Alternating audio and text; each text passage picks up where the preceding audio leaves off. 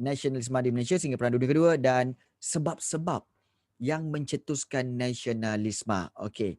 Kita akan mulakan hari ini dengan yang pertama, iaitu kita akan pergi fokus kepada pengenalan sistem politik barat.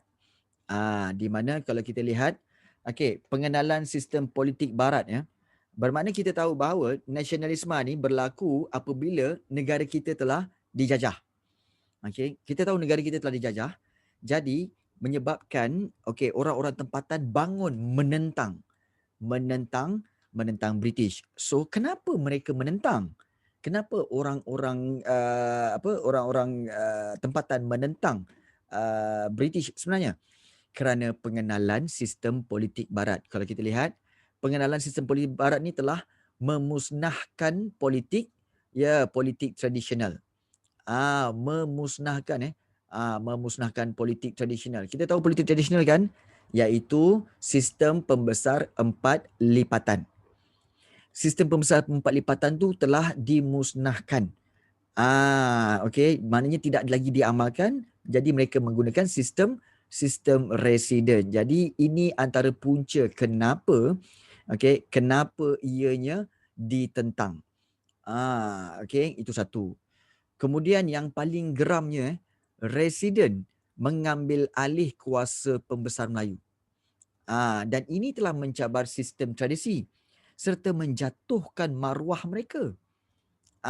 Di mana kita tahu bahawa rakyat tempatan sepatutnya rakyat tempatanlah yang mentadbir negara kita. Apa hal pula British masuk dan letakkan residen untuk mentadbir negara kita? Apa masalahnya? Jadi di sini kita nampak bahawa hilanglah kuasa pembesar Melayu. Jadi dengan kehilangan kuasa pembesar Melayu, kemudian memusnahkan politik tradisional, sistem pembesar empat lipatan, menyebabkan kita punya tokoh-tokoh tempatan bangun menentang pentadbiran British itu ataupun menentang British. Itu sebenarnya. Bayangkan. Kemudian kita lihat seterusnya di sini, iaitu kita tak ikut susunan, kita ikut terus saja pada saat ini, iaitu kesedaran politik serantau. Di mana kalau kita lihat kesedaran politik dan pendidikan di Indonesia yang telah melahirkan ramai golongan-golongan intelektual dan karya-karya mereka telah menjadi bahan bacaan masyarakat di tanah Melayu. Cuba bagi contoh, siapakah golongan intelektual Indonesia tu dengan karya mereka? Siapa tahu? Ini tu. Ya, betul. Antaranya Raden Ajeng Kartini. Ya, Buya Hamka, bagus. Buya Hamka, Raden Ajeng Kartini, Khairil Anwar. Khairil Anwar dengan buku dia iaitu Kerikil-Kerikil Tajam. Kemudian Raden Ajeng Kartini dengan Hilang Gelap Terbitlah Terang. Dia tulis buku-buku tu ya. Dan buku-buku tu telah sampai ke tanah Melayu. Jadi orang Melayu telah membacanya dan ini telah memberi kesedaran tentang penentangan terhadap penjajah. Jadi kita lihat idea mereka berkaitan dengan kebebasan politik dan penentangan terhadap penjajahan. Idea ini telah tersebar luas di tanah Melayu. Semalam cikgu ada tengok satu filem iaitu surat kepada Kartini berkaitan dengan Raden Ajeng Kartini. Cikgu ada tengok filem tu lah kan. Secara umumnya ia best, dan cikgu lihat bagaimana Kartini Raden Ajeng Kartini telah cuba untuk membaiki nasib perempuan-perempuan Jawa dengan memberikan pendidikan. Dia ajar pendidikan, ajar membaca, ajar menulis, dan idea dia tu malangnya beliau telah mati muda apabila beliau meninggal selepas 4 hari melahirkan anak dia yang sulung. 4 hari beliau meninggal. Selepas melahirkan anak dia yang sulung. Tetapi idea pendidikan itu telah tersebar ke orang-orang lain. Dan ini menunjukkan bahawa kesedaran politik serantau maknanya di Indonesia juga telah tersebar ke tanah Melayu. Dan ini menyebabkan berlakunya mencetuskan nasionalisme di tanah Melayu. kesedaran politik serantau. Bagus. Dan seterusnya kalau kita lihat gerakan pan-Islamisme ataupun gerakan pan-Islamism, di mana kalau kita lihat gerakan intelektual Islam, maknanya gerakan bijak pandai Islam seluruh dunia telah menentang penjajahan Barat. Dan ianya didukung oleh pelajar-pelajar Islam di seluruh dunia, iaitu ia dimulakan oleh Syekh Muhammad Abduh, iaitu seorang pensyarah di Universiti Al-Azhar Mesir, dan idea disebar secara meluas melalui tulisannya, iaitu memberi kupasan bahawa Islam ialah cara hidup yang menekankan kepentingan dunia dan akhirat.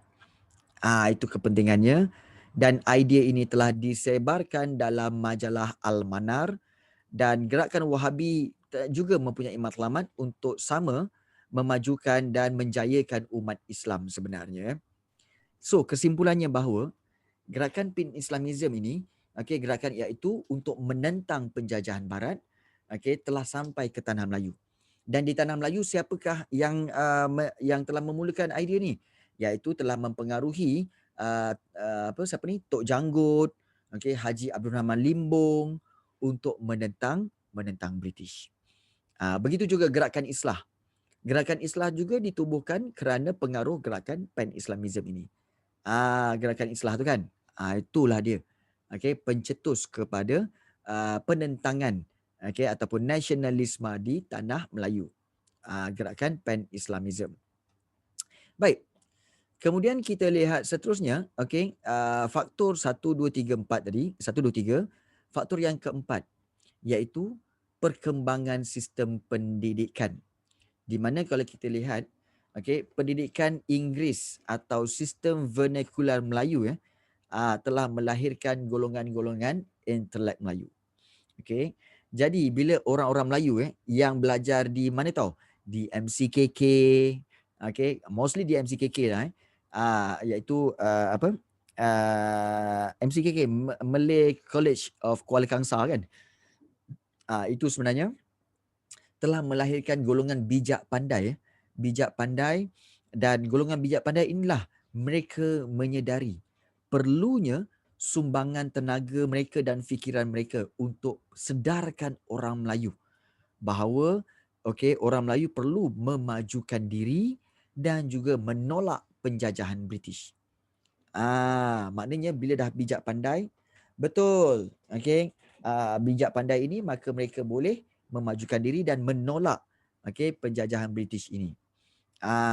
Ya betul, MCKK dulu sebenarnya adalah untuk anak-anak raja, anak-anak bangsawan.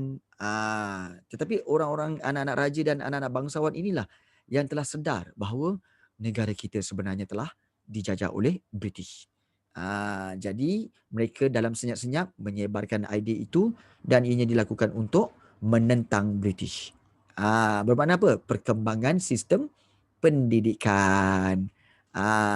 Kemudian, yang paling penting, ya, Syami. Kenapa Syami? Ya, tak apa. Alright. Jangan terkejut hari ni Julius Caesar yang mengajar. Alright. Seterusnya, faktor yang kelima iaitu dasar-dasar British. Dasar British ni, British telah memberikan kemudahan kepada orang asing untuk bekerja di tanah Melayu. Orang asing pada waktu ini siapa? Iaitu merujuk kepada orang-orang Cina dan orang India lah, untuk bekerja di tanah Melayu. Beri kemudahan tu. Dan ini menyebabkan mereka ramai yang masuk tau. Ini telah meningkatkan jumlah imigran asing dan menimbulkan persaingan kepada penduduk-penduduk tempatan.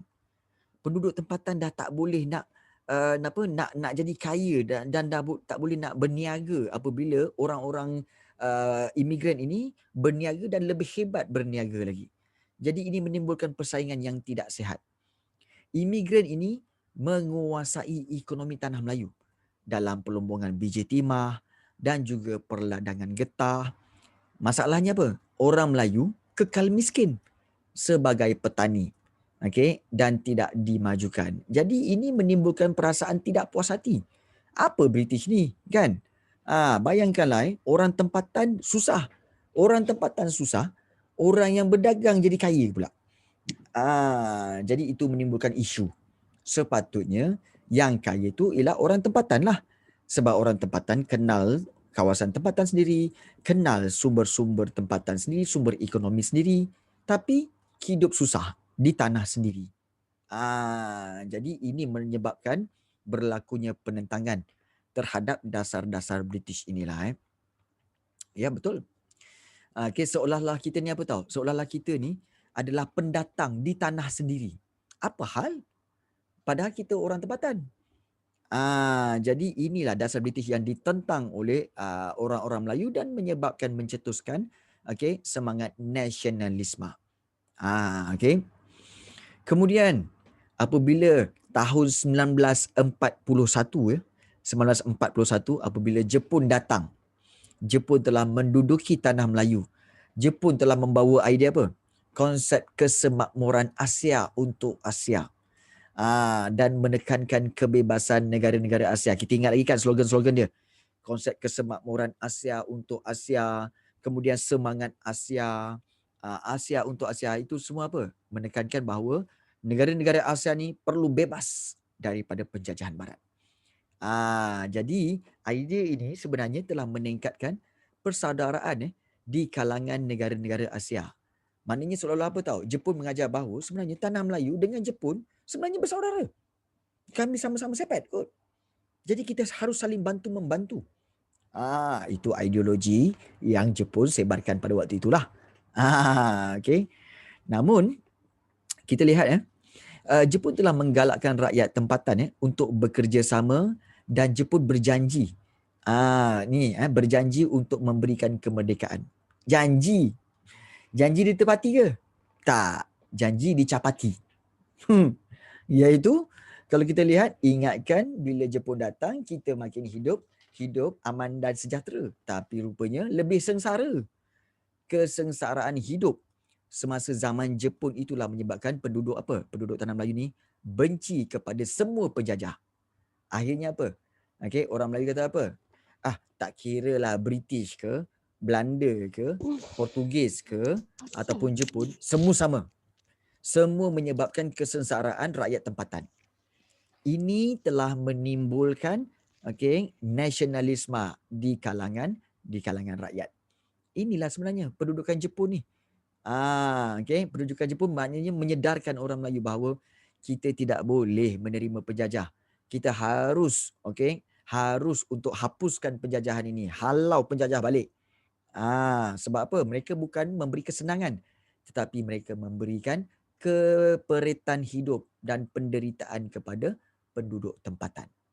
Itu pendudukan Jepun, faktor pembangkit nasionalisme.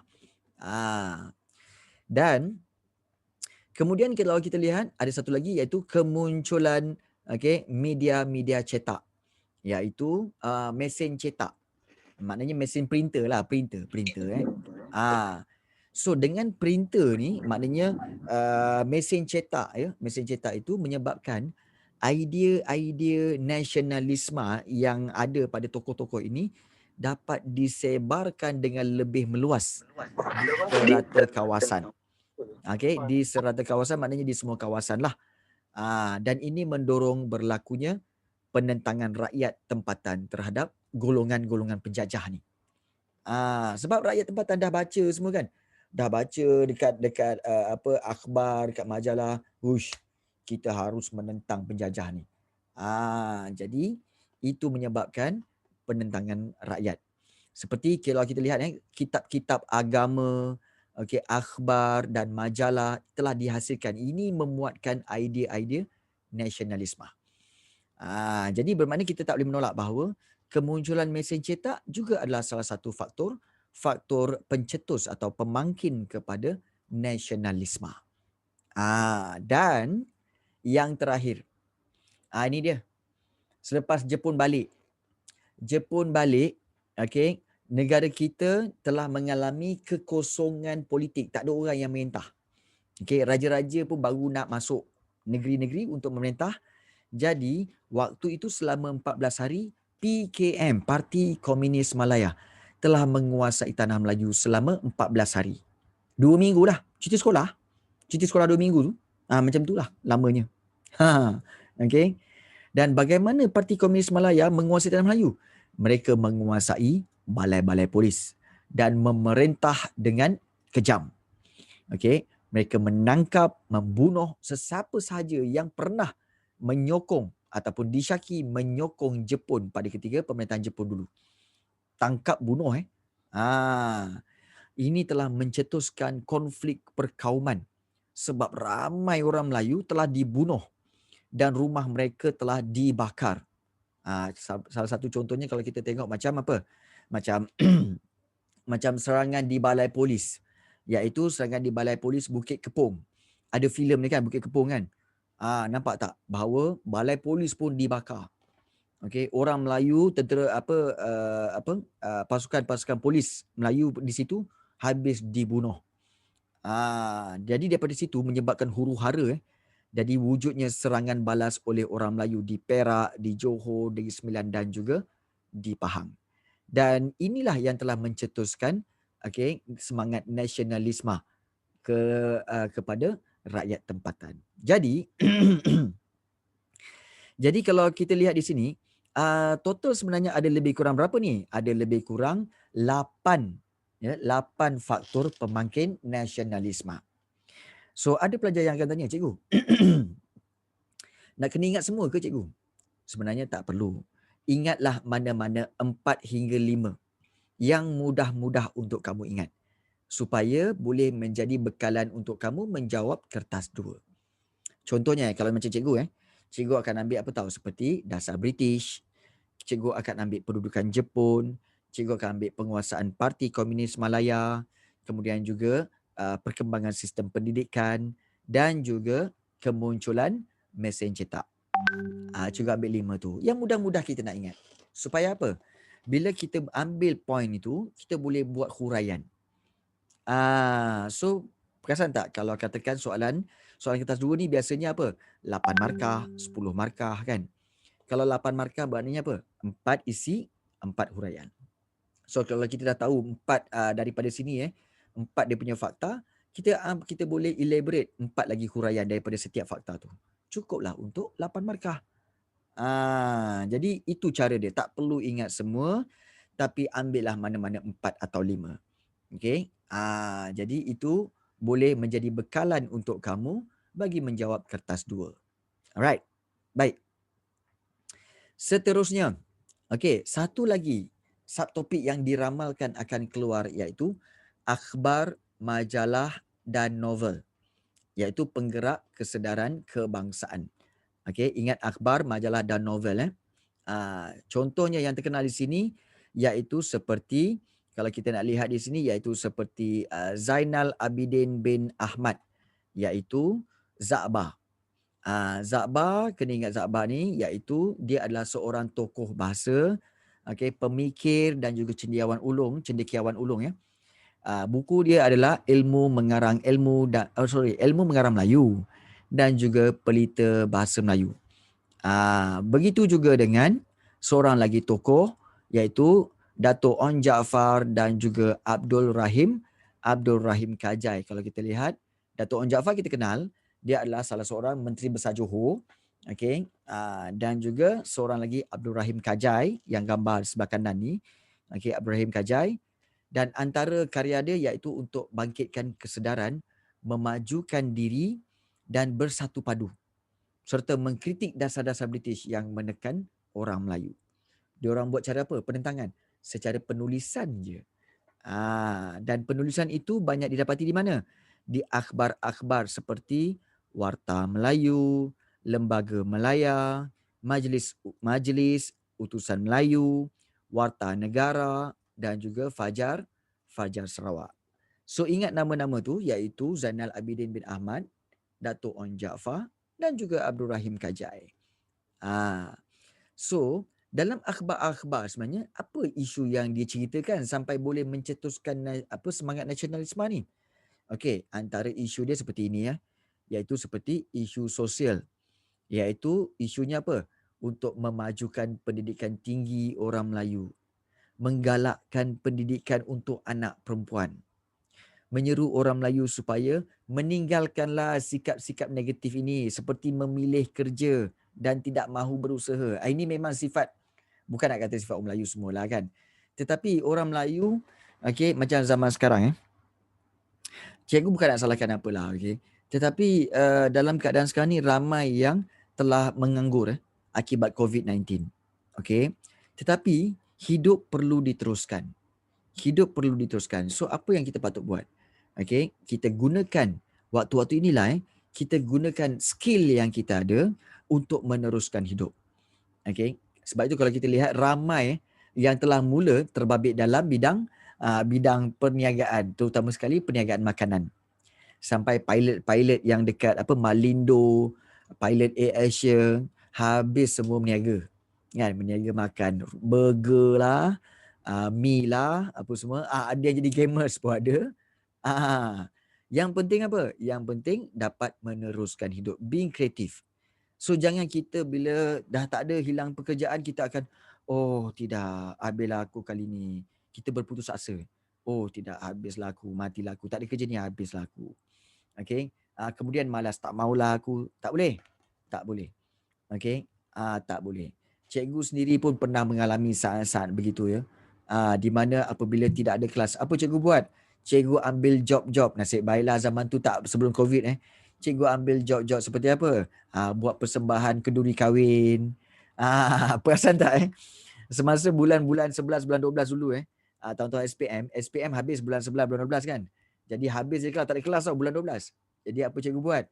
Okey, cikgu dengan band cikgu, kita akan hujung minggu je kan, kita terima tawaran untuk apa? Untuk membuat persembahan di kenduri kahwin. Cikgu dapatlah main drum kan, buat persembahan, dapatlah RM200-300 satu persembahan. Jadi kita kena being kreatif ya. Okay, who will accomplish? A student who will eventually just end up in a dead end job. Yes, okay. Baik, sebenarnya Irfan sebenarnya tidak ada kerja yang menjamin hidup kamu. Tidak ada. Tidak ada satu kerja pun yang sebenarnya terjamin. Tidak ada. Okay. Tidak ada sebenarnya. Even kakitan kerajaan pun boleh diberhentikan kalau kamu tidak mencapai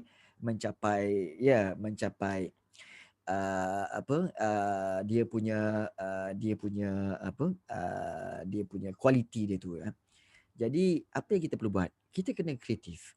Kena pula macam kamu sekarang ni Kamu sekarang ni, kita tak tahu kamu lepas ni kamu belajar ke, sambung ke universiti.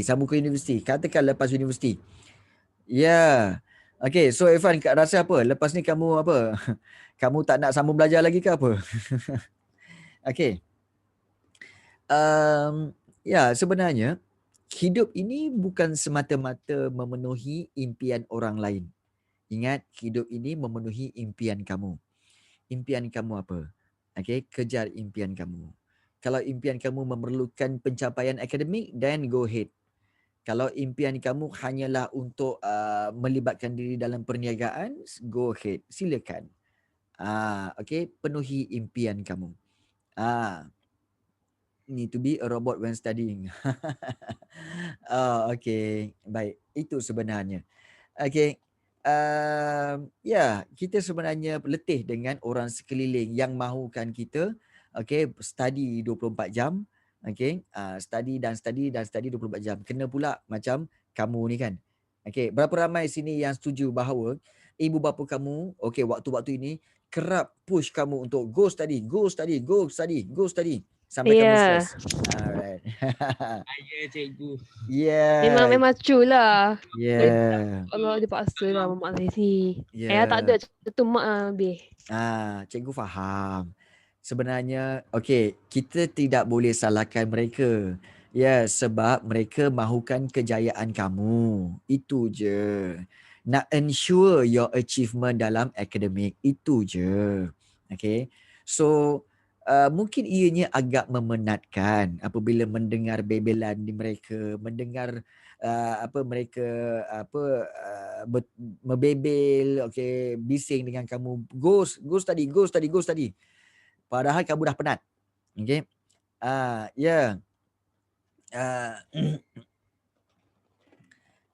Sebenarnya okey. Kena pula mak kita dah bebel dengan kita, tambah lagi dengan bapa kita. Kemudian bila kita keluar kan, kita jumpa saudara mara kita punya aunty ke, kita punya uncle semua kan. Diorang pun push kita lagi. Stresnya kan. Kemudian jumpa jiran-jiran pun sama, stres juga, pressure kita juga. Kan? Jadi kita seolah-olah di bawah tekanan. Okey. Tak apa. Okey. Okey, okey. So kamu perlu apa? Kena tahu how to relieve. Okey, dan release kamu punya stres itu. Okey, dengan cara bertenang, relax. Okey. Saya cikgu sejarah je lah. Okey. Dapat berapa A? Saya di-push lagi. Okey, bertenang. Okey, bertenang. Jangan risau, jangan takut. Sebenarnya macam mana cikgu cakap dulu kan? Sekarang ni bukanlah masa untuk kamu baca buku sebenarnya. Sekarang ni masa untuk kamu buat latihan banyak-banyak. Dan masuk kelas cikgu ni untuk mendengar penerangan dan kemudian buat latihan. Tu je. Okey. Pergi tolak tepilah kata-kata orang semua. Yang penting kamu buat. Matter has not been efficient. Well, sebenarnya sometimes kita sendiri menyatakan bahawa cara mereka tak efisien. Bagi diorang, cara diorang tu efisien. Itu the problem, konflik itu ya. Okay. Kita tak suka mak bapak kita membebel dengan kita. Tapi mak bapak kita rasa membebel itu akan menyebabkan kita belajar. So bagi mereka itu efisien. Bagi kita dah stres dah. Kan? Jadi kamu harus bertenang. Okay? Bertenang, relax, jangan melawan parents. Itu nasihat cikgu, jangan lawan parents. Okay? Kalau boleh terima. Tak boleh terima, okay, masuk telinga kanan, keluar telinga kiri. Itu je lah. Okay? Okay? Bertenang. Alright. Okay, kemudian isu sosial selain daripada itu. Okay, iaitu menggalakkan tabungan. Okay, simpananlah di kalangan orang Melayu untuk pendidikan anak-anak. Pentingkan kemahiran tradisional orang Melayu seperti pertukangan dan kerja tangan. Ini maksud cikgu. Kalau kamu ada skill, cikgu galakkan sangat semua orang ada skill.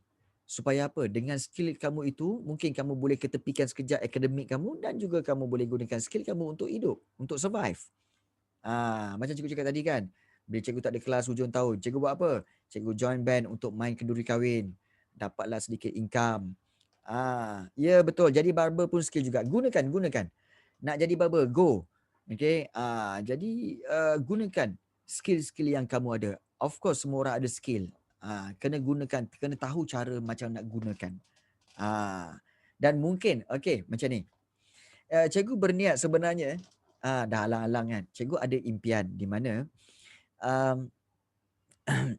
tak bagi nak guna skill tu. Mungkin sebenarnya belum masanya lagi.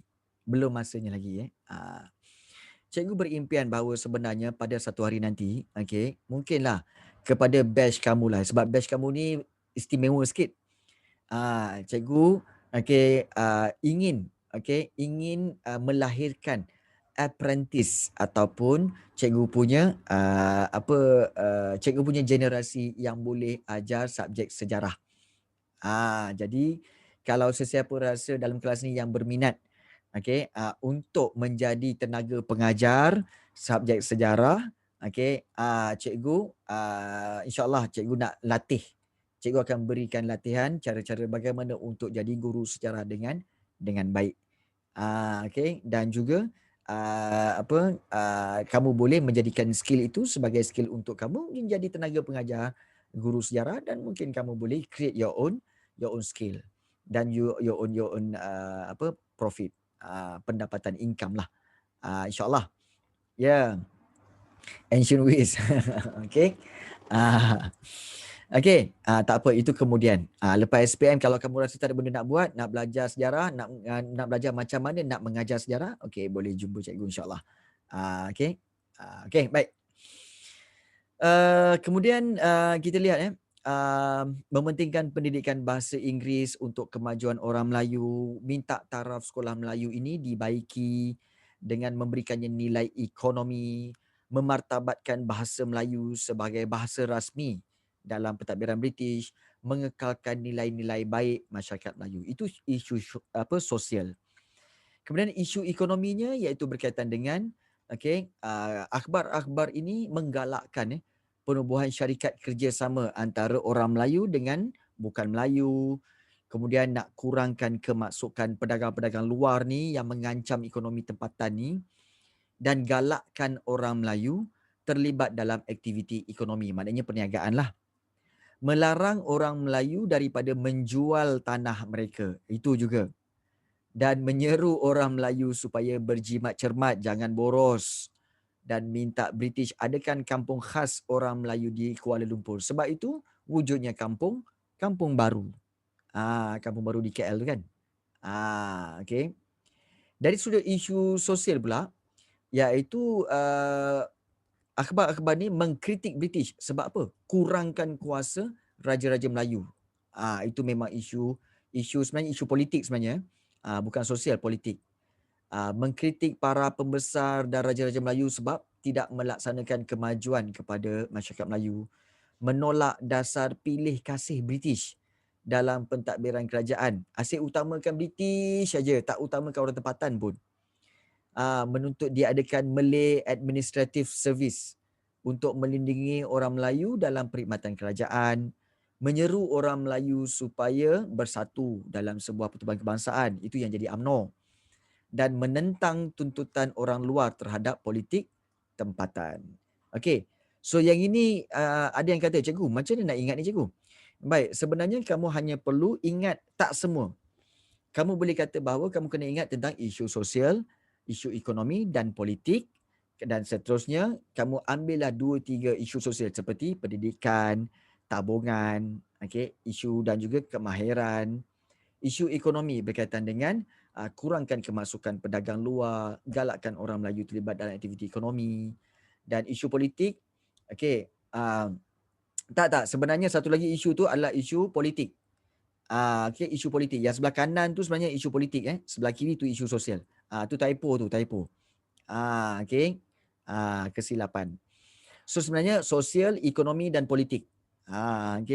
So ambillah 2 lagi di isu politik. Sabar kesian korang kan. Tapi tak apa, cikgu memahaminya. Tapi cikgu dulu diberi penekanan masa SPM, diberi tekanan oleh kedua-dua ibu bapa cikgu. So cikgu buat apa tahu? Cikgu buat kepala sendiri di mana habis sekolah je kan. Habis sekolah pergi jamming dulu. Jamming sejam 2 jam. Habis jamming baru buat study group. So bolehlah release tension semua kan. Itu so masing-masing masing-masing dengan cara masing-masing.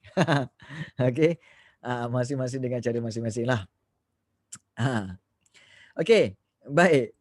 Antara majalah yang diwar-warkan di sini sebenarnya adalah majalah Pengasuh.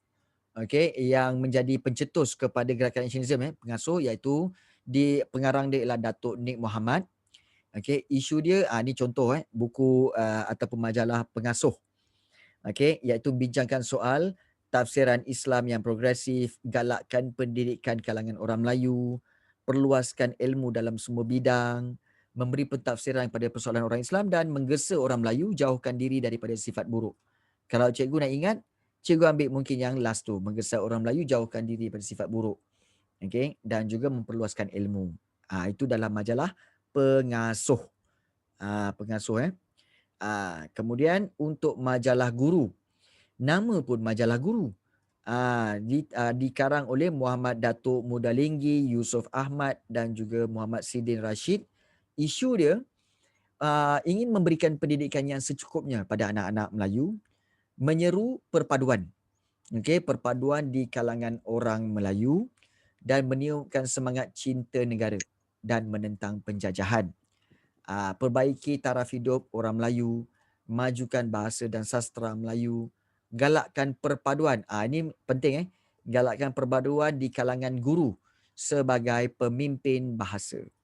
Sebab itu dipanggil majalah Guru. Relatekan majalah Guru tu dengan isu dia, iaitu menggalakkan perpaduan di kalangan guru, pendidikan secukupnya, memajukan bahasa dan sastra Melayu. Tu ingat yang beberapa poin yang penting lah. Okey, ni majalah Guru contohlah. Kemudian kita lihat seterusnya iaitu Bulan Melayu. Bulan Melayu, ditulis dikarang oleh Zainon Sulaiman. Okey, isu dia, okey, nama pun Bulan Melayu, galakkan perpaduan di kalangan guru-guru perempuan Melayu Johor, okey, menggalakkan wanita mendapat pendidikan untuk memajukan diri, mendorong wanita menjaga kesopanan dengan nilai-nilai Islam dan budaya Timur. Sila bersopan santun wahai wanita-wanita dalam kelas ini. Okey. Sopan santun dan nilai-nilai murni. Jaga peradaban tu ya. Kemudian menggalakkan wanita menjadi obor untuk memajukan bangsa. Apa itu obor? Apa itu obor? Apa itu obor? Syafiq, apa itu obor Syafiq? Tosh, betul betul tosh. Bukan obor-obor Obor-obor tu bukan. Tu kalau kena tu nanti bahaya. Ya, yang api tu. Yang api tu yang orang lari sukan Olimpik tu kan. Okey. Itulah dia obor. Bukan flashlight, bukan. Bukan flashlight, bukan. Okey. So menggalakkan wanita menjadi obor maknanya menjadi penerang, pencahaya. Untuk memajukan bangsa. Kedua-dua kena pun bahaya. Oh ya ke? Oh torch pun bahaya apa? Oh yalah, betul. Sebab itu perempuan ni sebenarnya fragile. Okey. Ingat orang lelaki, orang perempuan ni fragile. Nice to see, nice to hold. Once broken, considered soul. Okey. Itu sebenarnya. Tak gurau-gurau. Okey. Jangan marah. Okey. Toxic. Aduh, ya taklah. Toxic.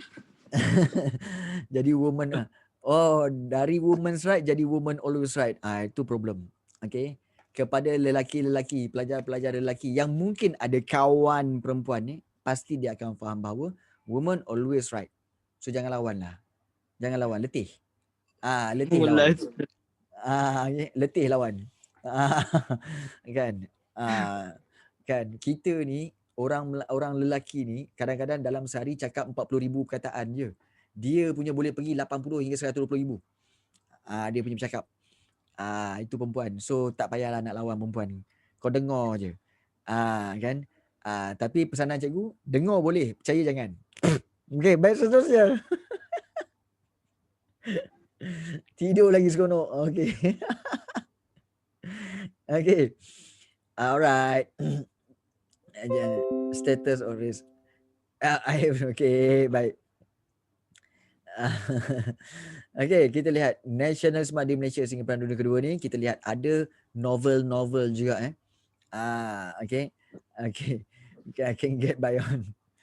Okey, kita lihat novel Keris Melaka. Okey, yang ditulis oleh Ahmad Bakhtiar. Cerita nama pun Keris Kalau Keris, tema dia perjuangan menentang penjajah barat. Dan sumbangan tokoh-tokoh Melayu lah seperti Hang Tuah. Jadi dan cerita ini, Keris Melaka ni cerita tentang novel tentang menggunakan sejarah sebagai inspirasi to inspire orang untuk mendorong semangat perjuangan. Bila orang baca je, rasa semangat nak berjuang. Okay, untuk menentang penjajahan. Itu Keris Melaka. Anak Mat Lela Gila. Okay, novel kedua Anak Mat Lela Gila ni, okay, karya Ishak Haji Muhammad, cerita pasal semangat anak muda menentang penjajah. Hargai warisan bangsa, semangat cintakan tanah air dan maruah bangsa lebih berharga daripada kesenangan. Ini zaman dululah. Ni zaman sekarang ni kalau dikatakan maruah bangsa dengan kesenangan, ramai yang pilih kesenangan. Itu problemnya. Maruah bangsa tolak tepi, tak apa. Yang penting dapat kesenangan. That's the problem lah. Zaman sekarang. Kemudian Putera Gunung Tahan. Di mana ditulis juga oleh Ishak Haji Muhammad. Means that Ishak Haji Muhammad ada 2 novel yang ditulis.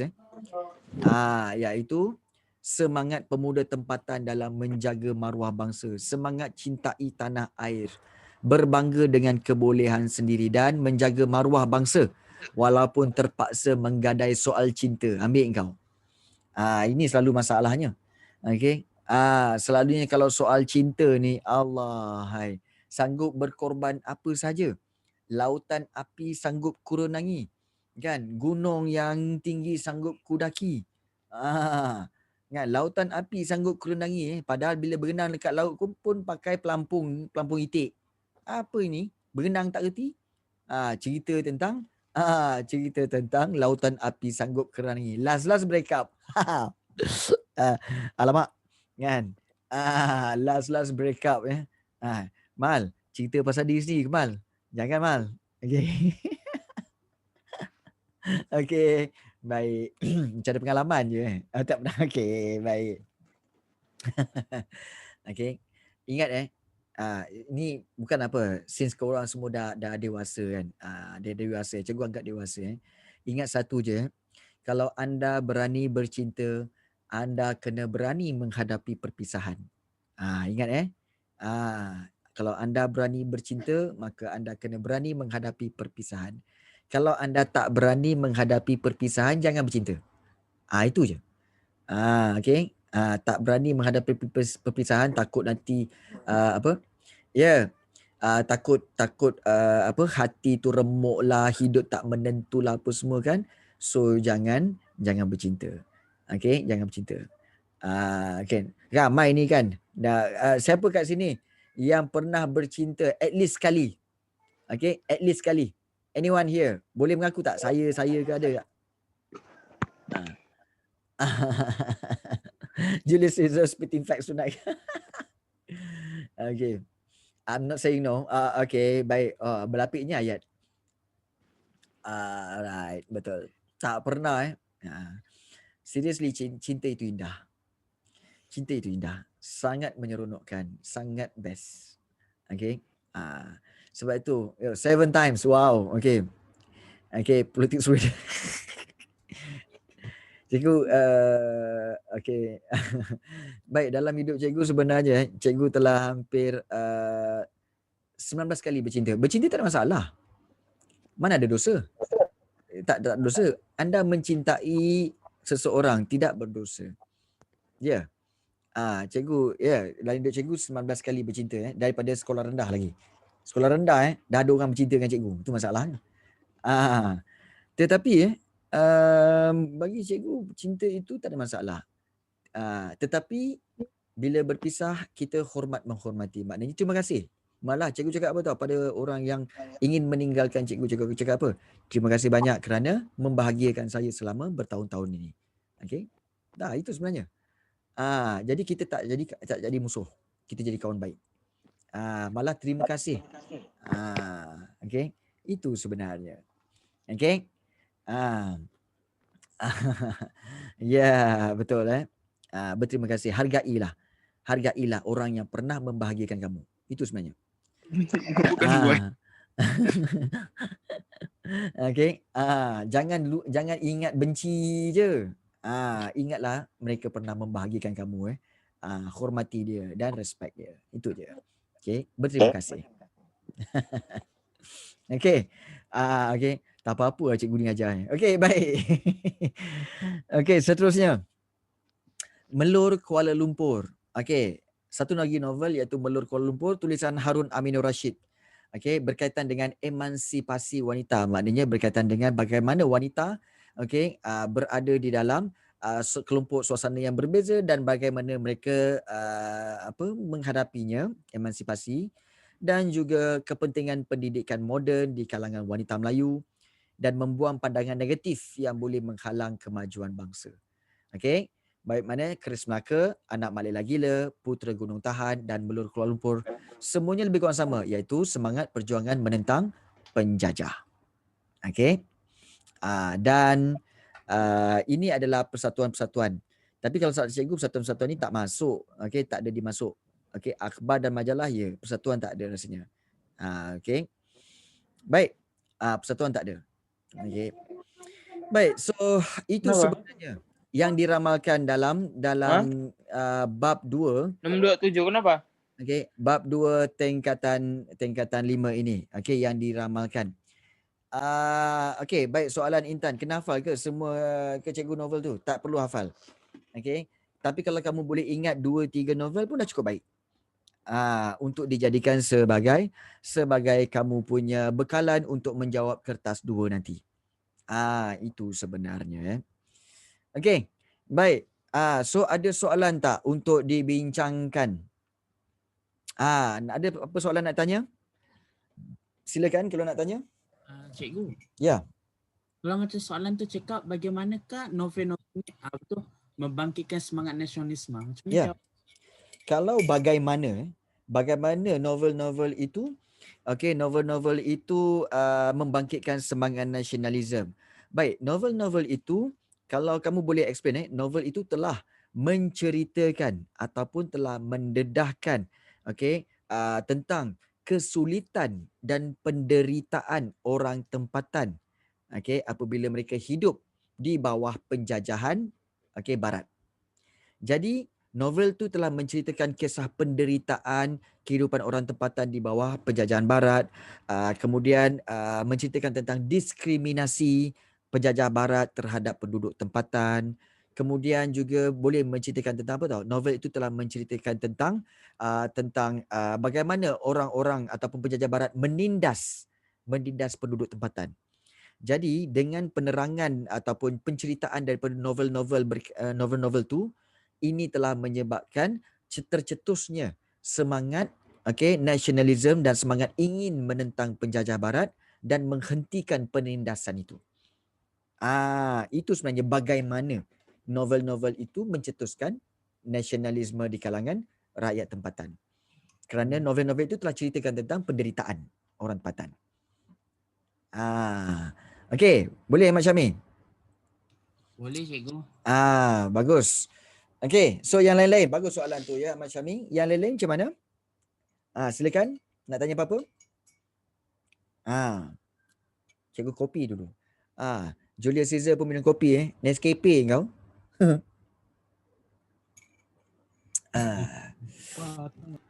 Okey. Tak ada pertanyaan.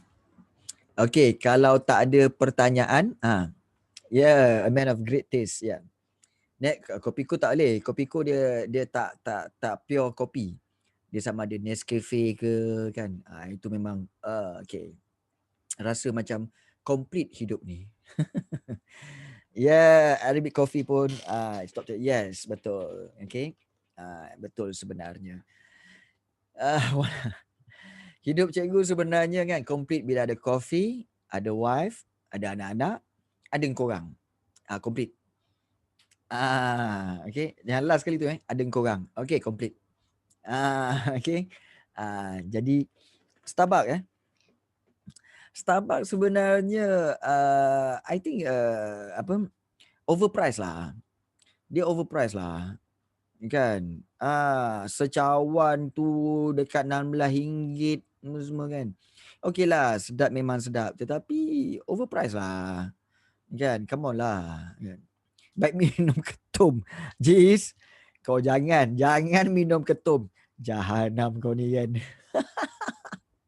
Okey. Baik. Okey.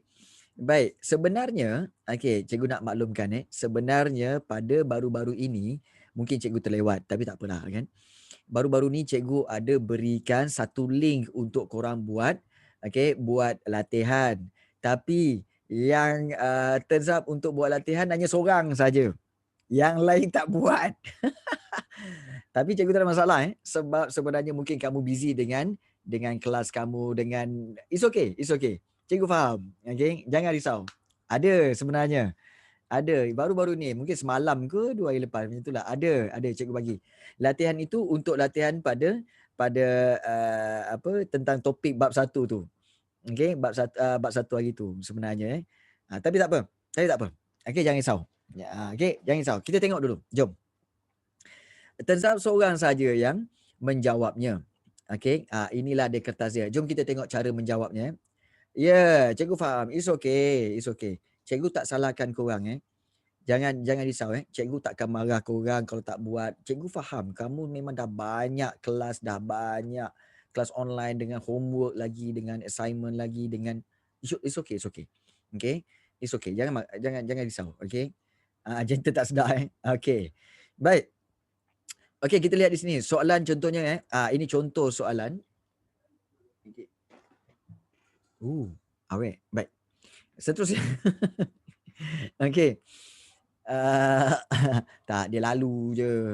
Kah. Tengok pun takkan tengok tak boleh. Okey, baik. Seterusnya. Apakah maksud imperialisme? Okey. Imperialisme sebenarnya 4 markah di sini. Maksud imperialisme adalah dasar sebuah negara, satu markah meluaskan pengaruh dan wilayahnya dengan menjajah negara lain untuk kepentingan tertentu. Imperialisme telah berlaku sejak Empire Yunani dan Empire Rom lagi. Walaupun begitu, imperialisme moden bermula sejak abad ke-15 bila kuasa barat menguasai wilayah di Amerika Latin, Afrika dan Asia. 4 markah. Okey, ini samalah kan macam tu.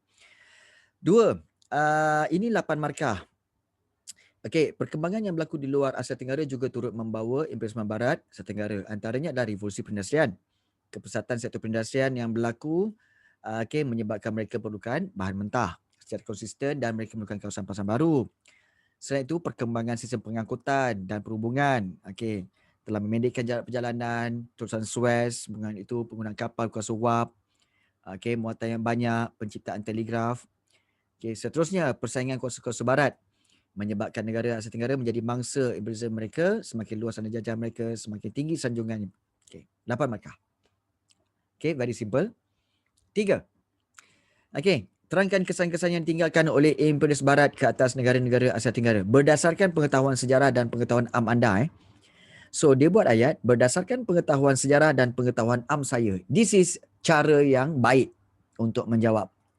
Kesan-kesan yang ditinggalkan oleh imperialis barat ke atas negara adalah kegiatan ekonomi pribumi telah distruktur agar dapat manfaat kepada ekonomi negara metropolitan. Wow. Misalnya Tanah Melayu, kegiatan penanaman getah dan perlumbungan biji timah telah dikomersialkan bagi memenuhi keperluan industri. Selain itu, sistem pentadbiran dan pemerintahan telah mengalami perubahan yang drastik. Tamsilnya, sistem politik tersebut termasuk perundangan pribumi telah diubah suai atau ditukar agar menyerupai sistem barat. Bagus. Seterusnya, dengan pertapakan barat terhadap Tanah Melayu, sistem pendidikan Inggeris diperkenalkan. Sistem pendidikan tersebut terhad di kawasan bandar dan dikhususkan untuk memberi pendidikan asas dan melatih golongan pentadbir rendahan bagi keperluan British. Di samping itu, kuasa barat juga telah bertindak untuk mengimport buruh dari negara lain untuk menjadi tenaga kerja bagi keperluan ekonomi komersial mereka. Dasar ini telah membawa perubahan kepada demografi dan komposisi etnik di banyak negara yang telah dijajah oleh kuasa barat. Wow. Nampak wow full mark. 4. Tanpa perlu lihat nama tanpa perlu lihat nama, cikgu nampak ada satu perkataan yang menunjukkan hanya seorang saja yang menggunakan ayat ini dan orang inilah tanpa melihat nama cikgu tahu, iaitu tamsilnya. Dalam banyak-banyak latihan hanya seorang pelajar saja yang menggunakan perkataan tamsilnya. Cikgu tahu siapa. Nanti cikgu maklumkan. 4. Gerakan nasionalisme tanah air berbeza dengan negara-negara lain di Asia Tenggara. Nyatakan sebab berlakunya gerakan nasionalisme tahap pertama. 6 markah. Diteruskan dengan gerakan kegelisahan rakyat terhadap penguasaan politik oleh kerabat diraja adalah sebab berlakunya gerakan nasionalisme tahap pertama. Kelemahan sistem pentadbiran dan sikap boros Raja Vajiravud menyebabkan rakyat tidak berpuas hati. Hal ini menyebabkan penentangan terhadap raja berkuasa mutlak. Parti rakyat telah melancarkan revolusi Thai agar sistem raja berkuasa mutlak tamat. Akhirnya sistem raja berkuasa mutlak tamat digantikan dengan sistem raja berperlembagaan. 6 markah. Cantik. Kemudian gerakan nasionalisme tahap kedua diasaskan disebabkan rasa tak puas hati golongan rakyat. Apakah dilakukan oleh Fibul Songgram sebagai Perdana Menteri pada masa itu? Iaitu tindakan dilakukan oleh Fibul Songgram sebagai Perdana Menteri pada masa itu adalah luluskan undang-undang untuk menyekat kebebasan dan penguasaan ekonomi oleh orang Cina. Tamsilnya, sekolah Cina dan akhbar Cina dibubarkan manakala penduduk pribumi digalakkan melibatkan diri dalam aktiviti ekonomi. Full mark. Tahniah.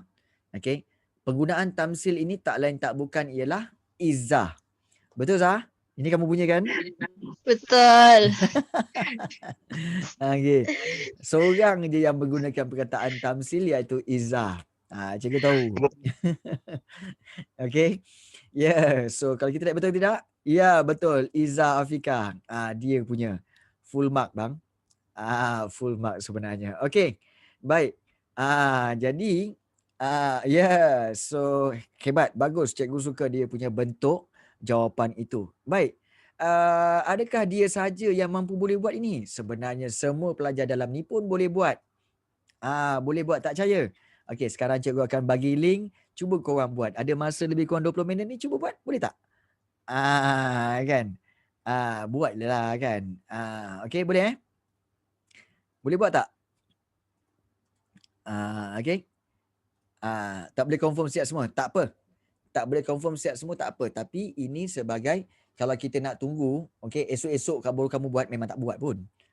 Okey. Siapa yang belum buat, Aku faham sila. macam mana proses bawa nak salin apa cikgu bagi tu. Okey. Tak apa. Kamu boleh buat. Okey. Dan sebabnya cikgu suka berikan bentuk Google Form supaya cikgu boleh meneliti. Kamu punya latihan. Bagus sebenarnya korang ni. Cuma biasalah. Banyak kan kekangan masa, kamu ada 9 subjek nak buat, latihan lagi semua kan. Jadi cikgu faham.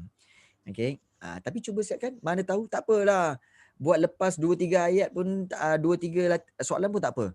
Nanti bila pukul 7 nanti kan, pukul 7 nanti kamu letakkan dot-dot pada yang tak dapat jawab tu, kemudian kamu submit. Tak apa, it's okay. It's okay. Cikgu nak tengok bagaimana kamu buat ayat tu je. Ayat jawapan. Boleh cuba. Kita ada 33 orang tolak Izzah. Okey, jadi 32 orang tolak cikgu, 31. 31 orang lah. Okey. Cuba buat. Don't worry, be happy. Okey. Sekejap sebenarnya korang dah mula belum ni? Dah dah. dari awal lagi. Okey, sila. Syafiq, jangan tidur. Sekejap. Cikgu nak buka topi ni. Aduh yai. Patutlah nama macam Agustus Caesar. Yang tak tahannya, ramai pelajar cakap apa? Cikgu ni botak ke? Asyik pakai tanjak lah, pakai topi lah, pakai apa semua kan. Halo, kan? Rambutku subur, okey? Kan? Rambutku subur sebenarnya. Jangan dengki. Dah nak ini faktor umur lah. Faktor umur. Bukan dah nak botak, faktor umur. Faktor umur. Tanda apa? Ni tanda luas ni maknanya insya-Allah bijak sana. Insya-Allah. Dah nak bukan dah. Ya, baik. Okey. Macam mana dia orang buat benda ni kan? Okey. Okey. Guna besi Bulu-bulu ni tak tahan ni. Kan? Bulu ayam mana dirembat macam ni. Tapi nice apa? Aku macam Roman Empire lah. Kan. Ini cikgu tak boleh letak merata-rata tau. Sebab apa tau? Sebab kucing cikgu suka tangkap dia dan juga bermain dengan dia. Habis tercabut. Itu masalahnya. Roman Empire. Kesian ayam. Kau ni kan cerita kesian ayam. Hari-hari makan ayam tak ada pula kau kesian. Alah Syafiq.